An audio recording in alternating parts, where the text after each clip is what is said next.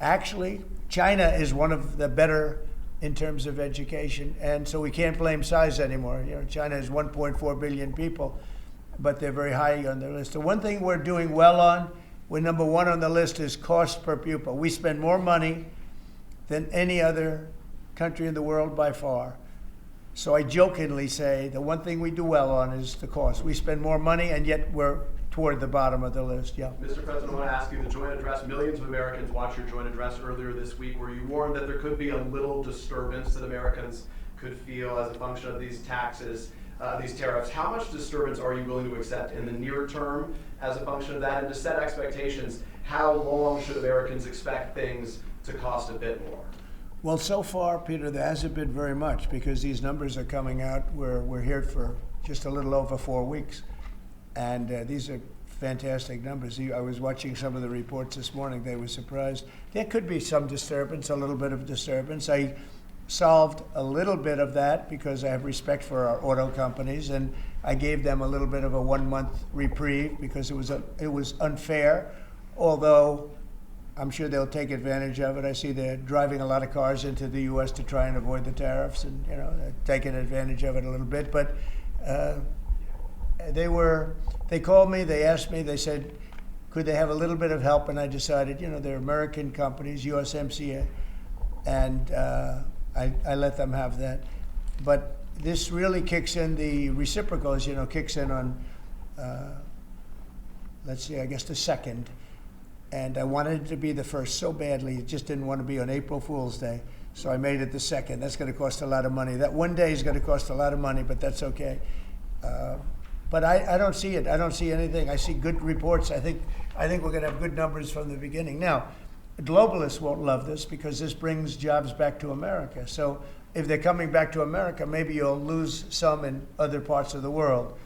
But the other parts of the world have done very well, and they'll continue to do very well. But I think the United States is going to be doing record business. We'll bring a lot of those 90,000 factories that have been lost over the last number of years. It's been, it's hard to believe. 90,000, think of what 90,000 is. 90,000 plants and factories are gone. We're going to bring back many of those plants and factories. One day the tariffs are on, the next day they're off. Right now the markets, as you know well, prefer stability. Are you done going forward with the pauses and the carve-outs? Is that it for those? There'll always be changes and adjustments, and you can't just, I could have, for instance, told the American car companies, no, I'm not going to give you anything. And then you wouldn't have had to say, well, they're getting a little extra.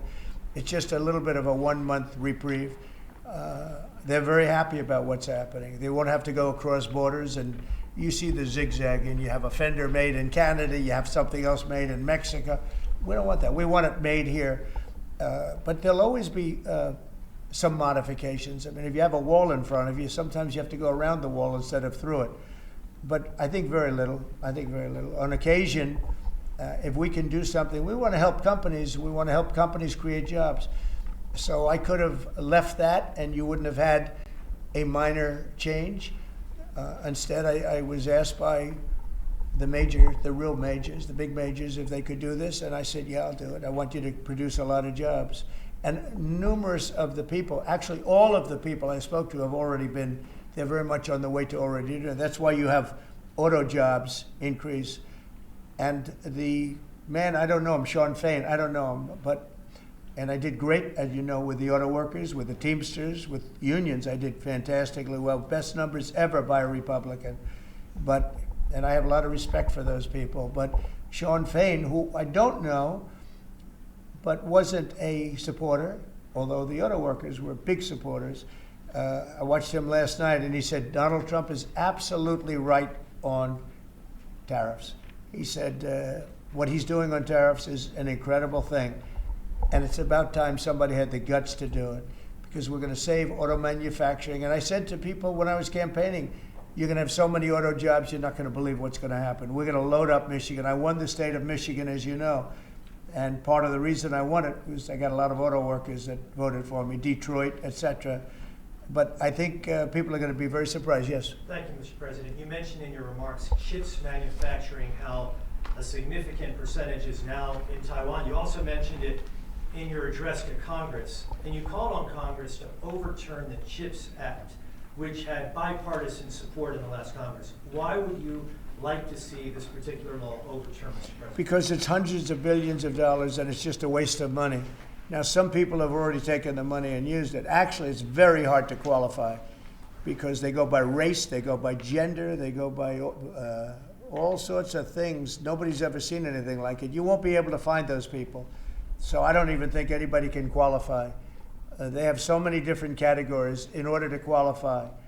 You have to have so many of a certain race, a certain gender, a certain this, a certain, and I don't think they can qualify, but if they take the money, they better qualify because they'll be watching them.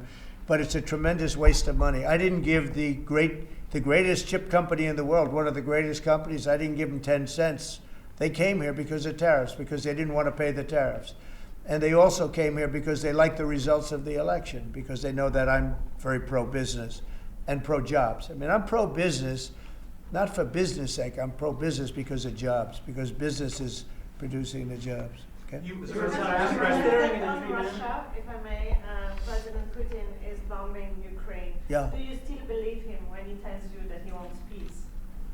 Yeah, no, I believe him. I believe him. I think we're doing very well with Russia.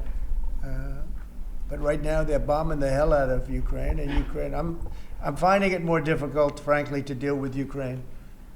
And they don't have the cards. They don't have the cards. As you know, we're meeting in Saudi Arabia on sometime next week, early. And we're talking, would I find that in terms of getting a final settlement, it may be easier dealing with Russia, which is surprising because they have all the cards. I mean, they're bombing the hell out of them right now. And I put a statement in, a very strong statement.